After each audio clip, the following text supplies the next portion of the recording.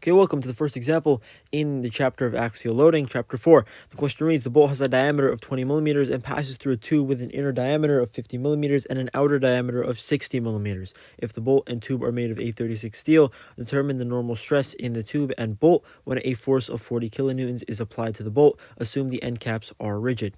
Okay, so we will start with givens.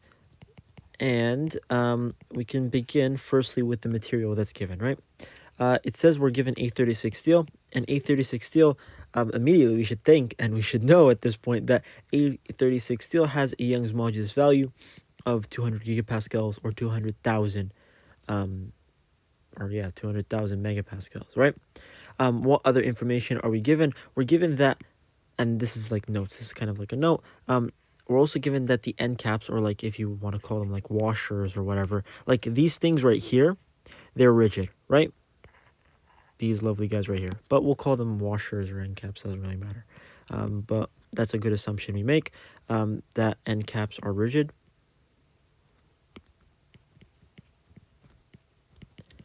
And we're also given like a bunch of dimensions.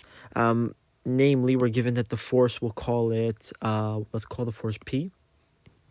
The force P is equal to 40 kilonewtons, and it acts on both sides of the bolt tube structure thing. And we're also given the diameters of this tube as well as the actual bolt, right? If you want to picture it like that. So we'll write that stuff down. So the diameter of the bolt is equal to 20 millimeters. The diameter of the tube inner is equal to 50 millimeters. And the diameter of the tube outer is equal to 60 millimeters, right? And what does that basically mean? If you look at it like from this eye view, your bolt is going to have a normal circular cross section, right? But your tube, and by tube I mean like this part right here, it's going to look like this, right? And eventually when you take your cross-sectional area, we're going to use that a lot in this question. Once we do this, the diameter of this is simply just dt out minus dt in, right? The outer diameter minus the inner diameter. And that'll give you this cross-sectional area right here. And then the bolt is in the middle, right? Okay, good stuff. What formulas are new in this chapter? We have the lovely deflection formula. The deflection formula basically describes axial deflection, and we may have, I think we also went over it in chapter 3, but not sure, but we'll repeat it anyway. The deflection axially is equal to the force causing the axial load multiplied by the length of like, in this case, the length of the tube would be 150 millimeters, and the length of the bolt would be 160 millimeters, right? So a force times a length divided by the elastic modulus multiplied by the cross-sectional area under stress, right? So you have this play or plie, I don't know, that equation, yeah? Okay. We're also given, obviously, you should know by now, the stress equation. So stress is equal to force over cross-sectional area. Okay, so we are moving swiftly. We can move on to unknowns now. So unknowns. What does this question want us to find? Well, it wants us to find, once we apply this force of P, we called it, or 40 kilonewtons on both sides, I want to find the stress developed in the bolt. So we'll call it stress in the bolt and stress in the tube, right? Okay. The question now is, how do I find these lovely guys as a game plan? How do I find these guys? Well, I'm first going to have to find, using this formula, I have to find the force developed within, because the force in this case isn't 40 kilonewtons, right? The bolt is gonna take on some of that force to keep this system static, to keep it not moving. Everything has to be balanced, right?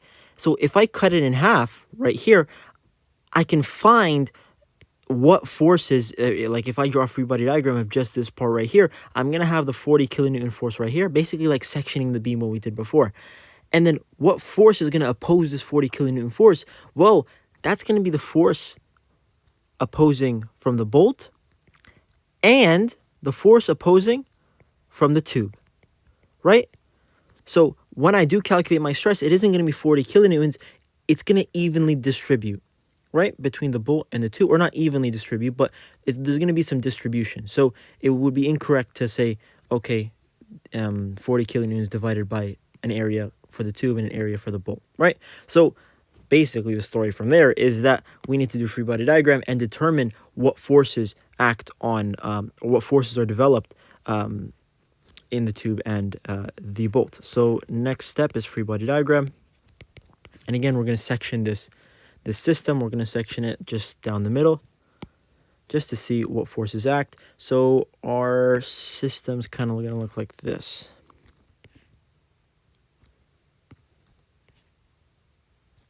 Let's see, that's the washer, right? And then let's say this is our bolt right here. Like that. Amazing artist, yeah? Okay, and let's say we section it right here. Right? We just want to take a look at the forces. Dimensions don't really matter to us. It's just like a conceptual diagram at this point. This is the washer. This is the tube.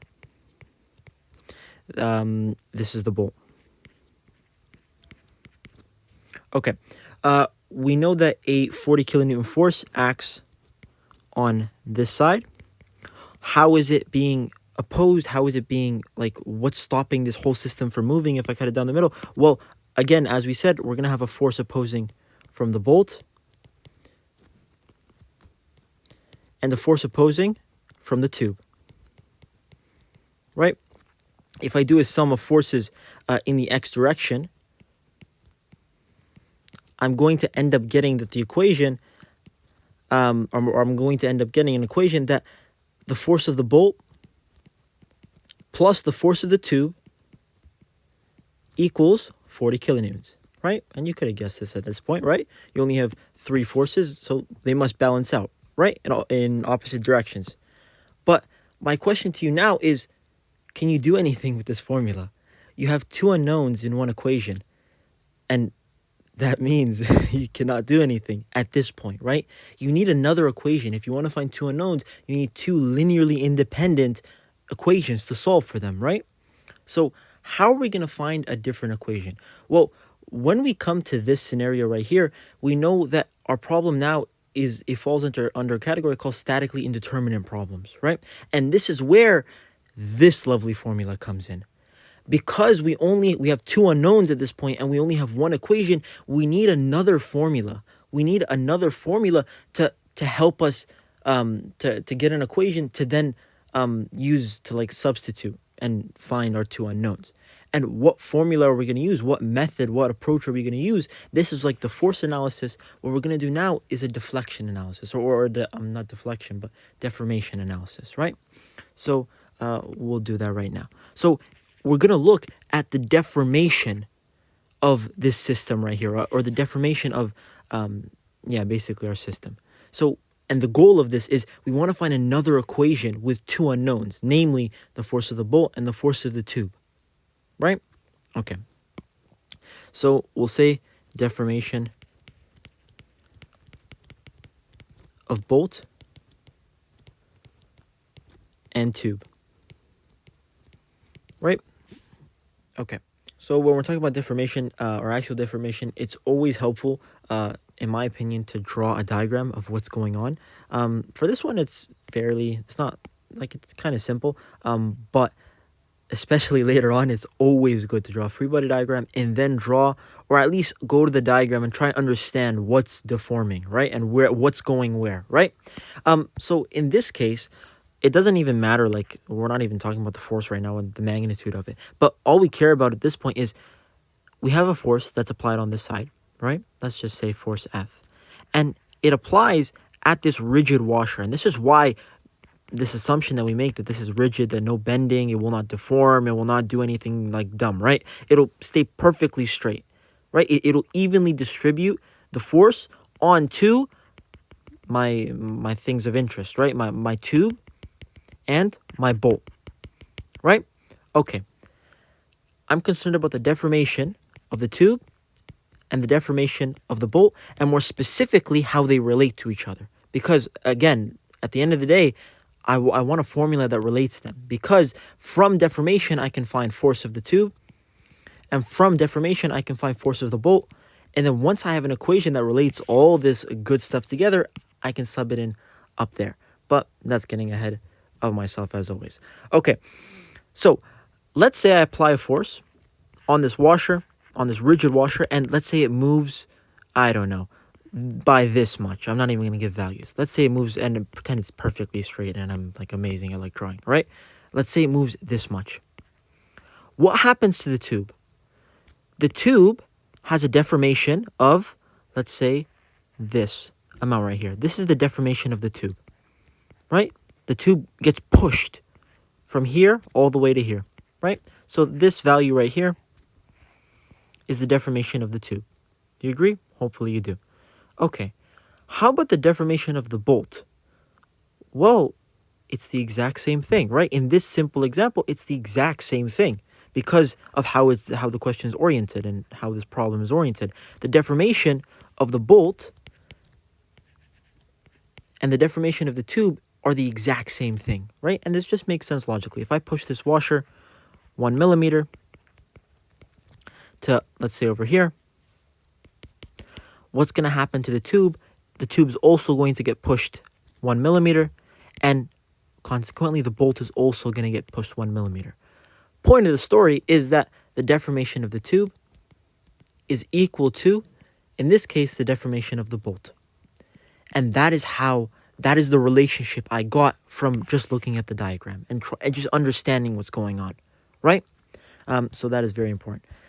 So from this deformation like analysis, I guess, we realize that the deformation of the tube in this case is equal to the deformation of the bolt, right? Once I apply my forces, they're going to have the exact same, they're going to deform equally along their axis, right?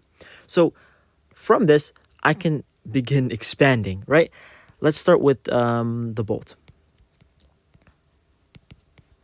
Bolt. Okay. That's bothering me. Okay. Bolt. Okay. The deformation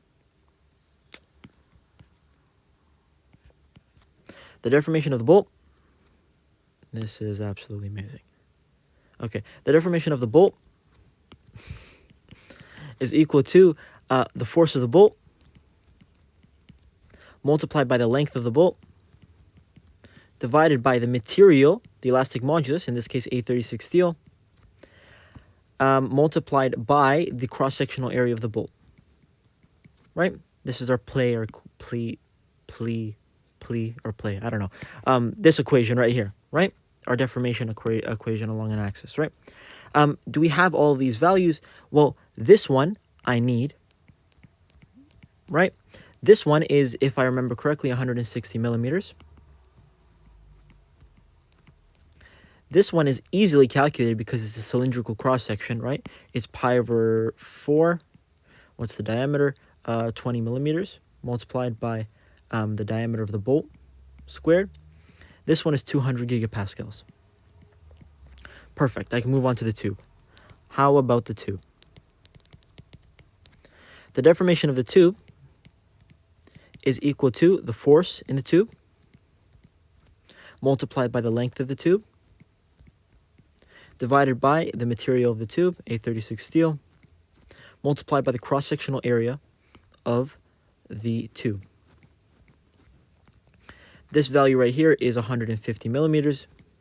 The material is 200 gigapascals.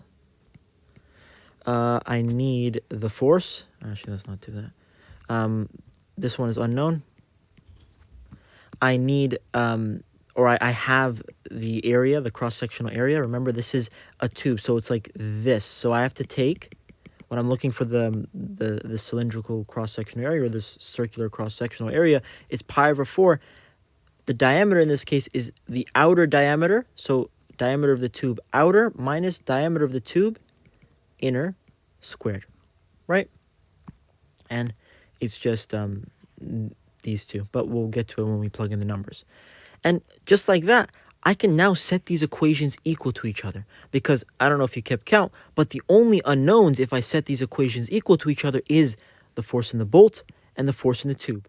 So by doing this like deformation analysis or whatever you want to call it, we've successfully found a second formula that's linearly independent from this formula right here that has our two unknowns, right? So we can use this formula, we can plug in the values that we found out, right? And then all we have left is, and you'll see this in a second, are two unknowns, the force of the bolt, the force of the tube, and from that we found a second formula which we can use with the force summation we did in the beginning to find the force in the bolt and the force in the tube. Okay, so let's make this a bit cleaner. Let's make this smaller, resize, put it in that corner, and we can actually write down the numbers. I know that the deformation in the bolt is equal to the deformation in the tube, right?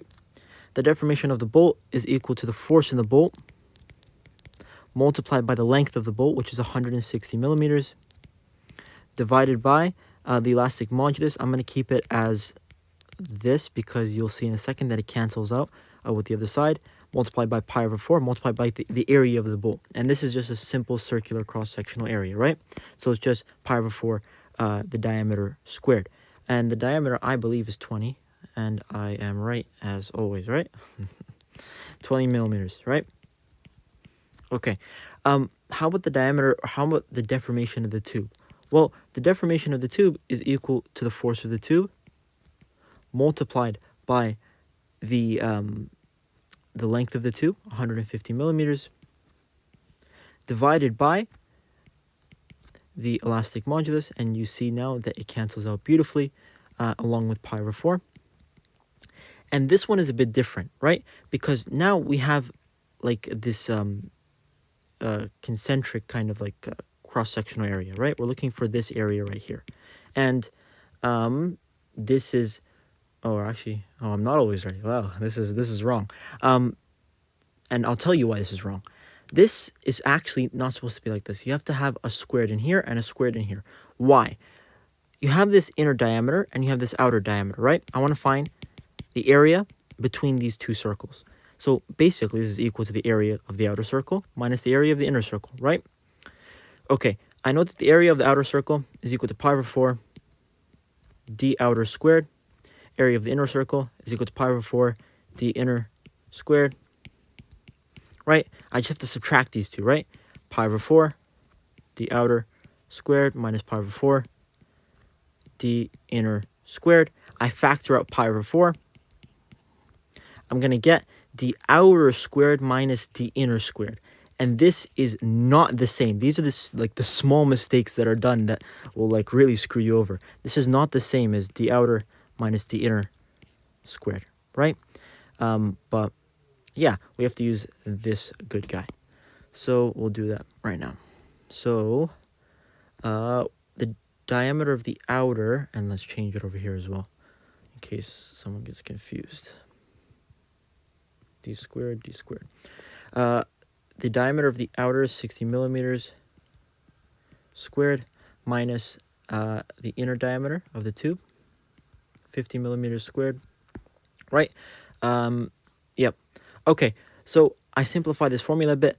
I hope you can see that the elastic modulus cancels out, pi over 4 cancels out, and we can simplify just a bit to get our second formula. Oops, that was a sneak peek, huh? Basically, you're going to end up with the force of the bolt multiplied by 160 millimeters multiplied by 60 millimeters squared minus 50 millimeters squared is equal to the force of the tube multiplied by 150 millimeters multiplied by 20 millimeters squared. Okay, so we're getting somewhere. Now you can do whatever your heart desires. You can use substitution, elimination, a matrix. Your calculator can actually solve stuff like this if you plug it in properly, like any Casio, like or any calculator, I'm pretty sure that's scientific, you can solve equations like this if you're a bit fuzzy on stuff like this. So these are your two equations, linearly independent, one unknown or two unknowns, two equations. You can easily solve this. Once you solve these two equations, you're going to get that the force in the bolt is equal to 10.17 times 10 to the power of 3 newtons, or I converted it to newtons for you. And the force in the tube is equal to 29.83 times 10 to the power of 3 newtons, right? Okay, so you get to this point, you're like, okay, I'm done. Well, no, you're not. You have to go back to unknowns. There's still one very simple calculation that is left, and it's just literally plugging in to find stress. All we have to do is get this bolt value, or this force value, and divide it by the cross-sectional area of the bolt and tube, respectively. So last step is find stress. Find stresses. So the stress of the bolt is equal to the force of the bolt divided by the cross-sectional area. What is the cross-sectional area? For the bolt, it's pi over 4. Diameter of the bolt squared. For the tube, it's a very similar, but again, we have like that tube kind of structure. Diameter of the tube outer squared minus diameter of the tube inner squared. Let's plug in the numbers, why not? The stress of the bolt is equal to 10.17 times 10 to the 3 newtons divided by pi over 4 multiplied by 20 millimeters squared. Stress of the tube is equal to 29.83 times 10 to the 3 newtons divided by pi over 4. 60 millimeters squared, that should be on the outside, minus 50 millimeters squared. And finally, your answers that you're going to end up getting, or the answers that you're going to end up getting, is the stress in the tube you're going to find to be is 34.5 megapascals. And the stress in the bolt you're going to find to be 32.4 megapascals. And these two wonderful guys are your answers to this question.